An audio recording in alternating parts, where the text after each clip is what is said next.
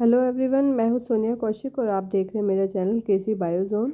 And in today's class we are going to discuss a very important topic, biodiversity and conservation, chapter 15 from ecology, class 12th।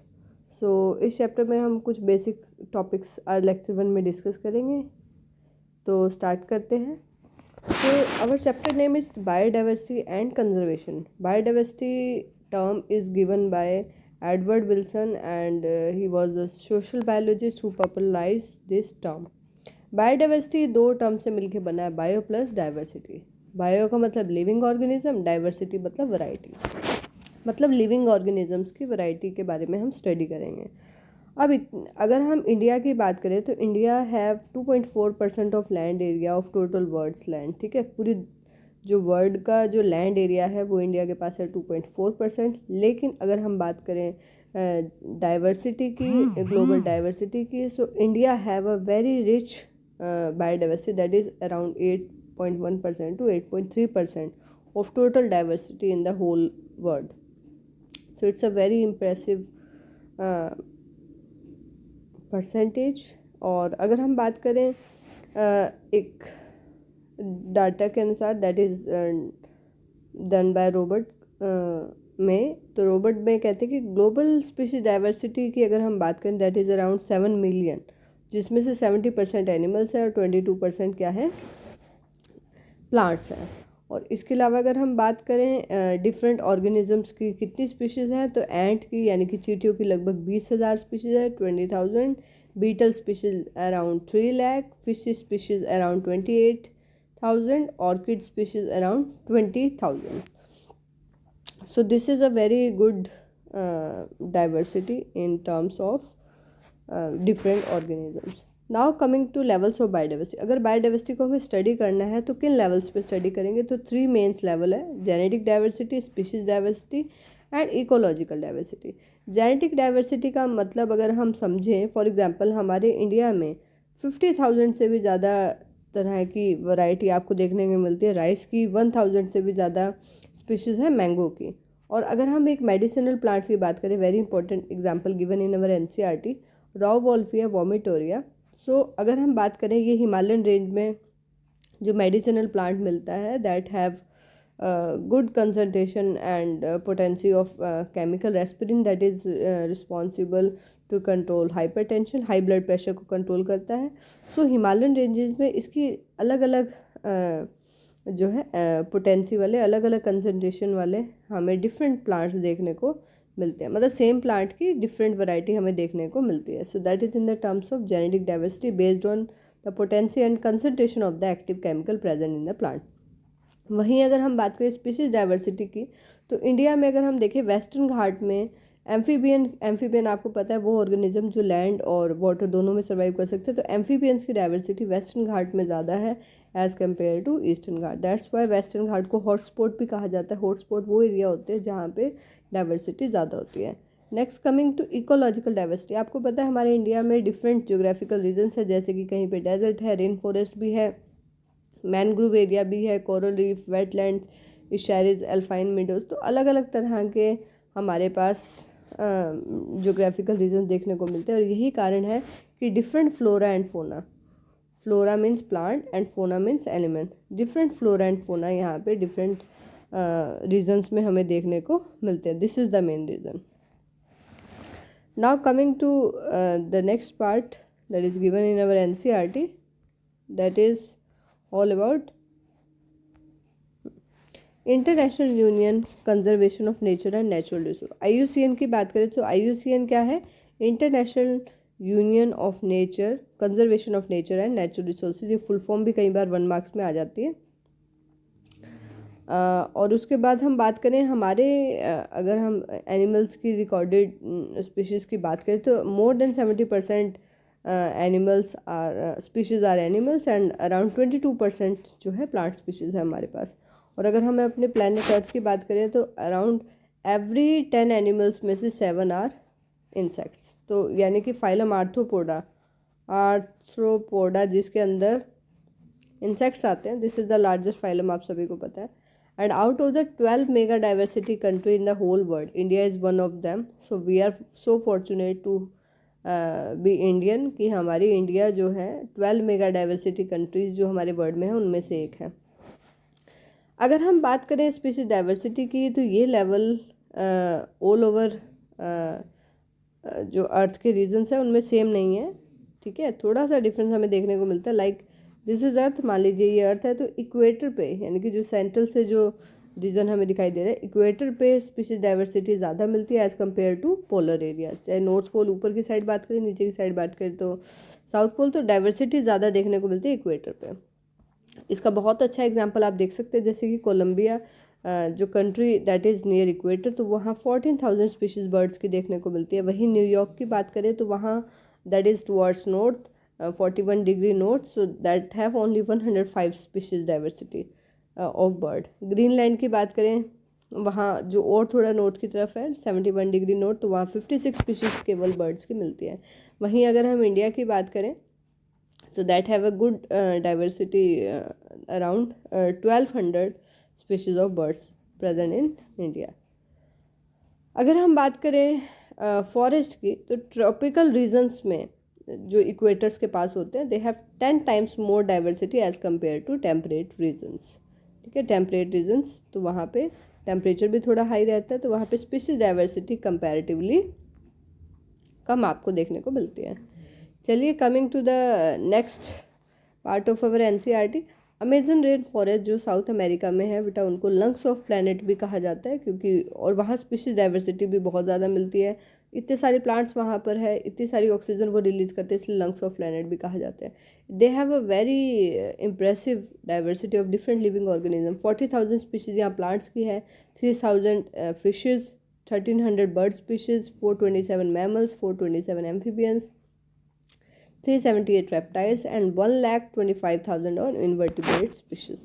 सो बड़ी ही अच्छी species diversity आपको यहाँ देखने को मिलती है। Next, coming to experiment that is done by or observation that is done by Alexander von Humboldt, and that was a German naturalist and geographer.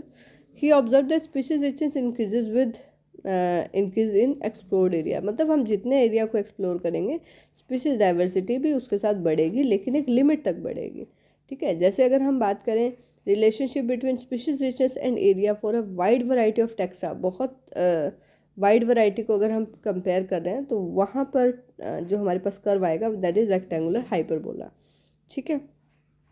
और अगर हम बात करें एरिया के साथ साथ as we explore area, so species richness increase होएगी, तो ये जो हमारे पास यहाँ से प्लॉट आएगा, ग्राफ आएगा, that will be straight line that is represented by the equation log s equal to log c plus z log a। यहाँ पे s है स्पीशीज रिचनेस, a है एरिया, z है स्लोप ऑफ रिग्रेशन या slope of line, जिसको regression coefficient भी बोलते हैं, c इज इंटरसेप्ट, ठीक है। अगर हम बहुत बड़े एरिया को अगर कंपेयर करें, लार्ज कंटिनेंट की अगर बात करें, तो वहाँ पर जो z की वैल्यू रहेगी 0.6 से 1.2 तक रहती है, और अगर हम z की वैल्यू की बात करें, ये 0.1 से 0.2 तक भी रहती है, किसी भी हम टेक्सा की बात करें।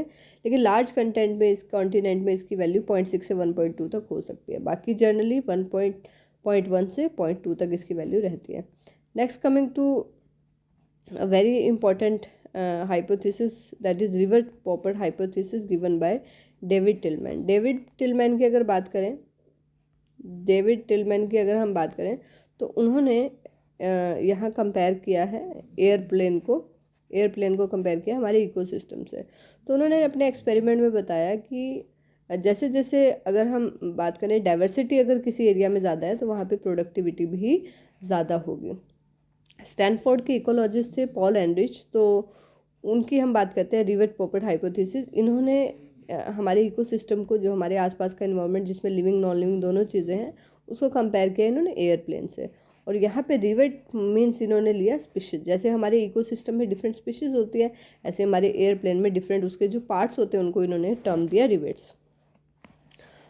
यहाँ पे उन्होंने एक एग्जांपल की हेल्प से हमें बताया कि किस तरीके से डिफरेंट स्पीशीज़ की क्या इंपॉर्टेंस हमारे नेचर में, हमारे एनवायरनमेंट में है।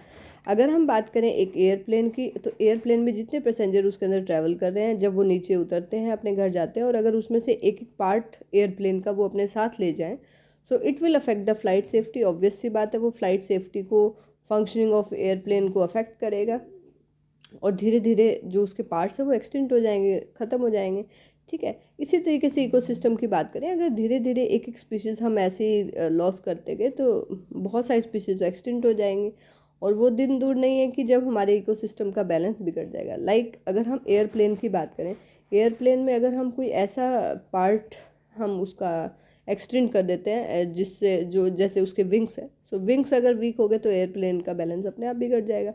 इसी तरीके से हमारे इकोसिस्टम में भी बहुत सारी स्पीशीज़ हैं जो डायरेक्टली इकोसिस्टम के फंक्शंस को कंट्रोल करते हैं, जैसे कि की स्टोन स्पीशीज या की स्पीशीज जिनको हम बोलते हैं, जो मेजर इफेक्ट किसी भी इकोसिस्टम में डालती है। तो अगर जैसे एयरप्लेन के लिए इम्पॉर्टेंट है उसके विंग्स, ऐसे ही इकोसिस्टम के लिए उसकी कुछ स्पीशीज़ हैं जो बहुत ही इंपॉर्टेंट फंक्शनल रोल प्ले करती है। तो अगर वो स्पीशीज़ एक्सटेंट हो गई तो it will affect the balance of ecosystem. So this is all about rivet popper hypothesis given by Paul Andrich.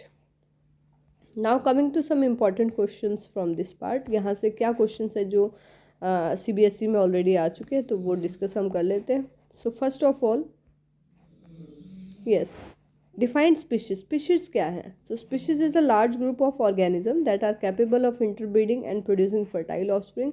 और ये ऐसे ऑर्गेनिज्म है that have same fundamental similarities. Next question CBSE 2011 में आ चुका है। State the use of biodiversity in modern agriculture.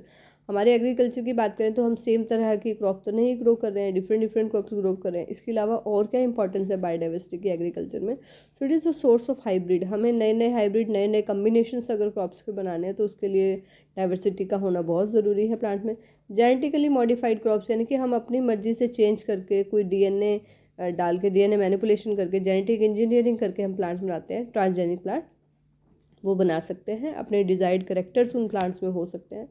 Biopesticide, जहाँ हम केमिकल्स का यूज़ ना करके बायोलॉजिकल तरीके से ही, बायोलॉजिकल ऑर्गेनिजम्स को यूज़ करके ही हम पेस्ट को कंट्रोल करें, that are called biopesticide.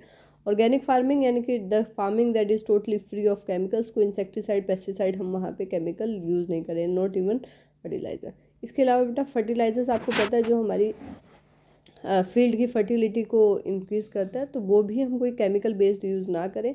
Living organisms को ही, जैसे राइजोबियम है या बाकी अजोटोबैक्टर और बैक्टीरिया हैं, एनामिना, तो इनको ही हम बायो फर्टिलाइजर्स के फॉर्म में यूज़ करें। और प्लांट्स की वैरायटी इंप्रूव करने के लिए, चाहे वो एनवायरमेंट स्ट्रेस से बचने की बात हो या ईल्ड की बात हो, तो इस तरीके से क्रॉप इंप्रूवमेंट के लिए भी ज़रूरी है।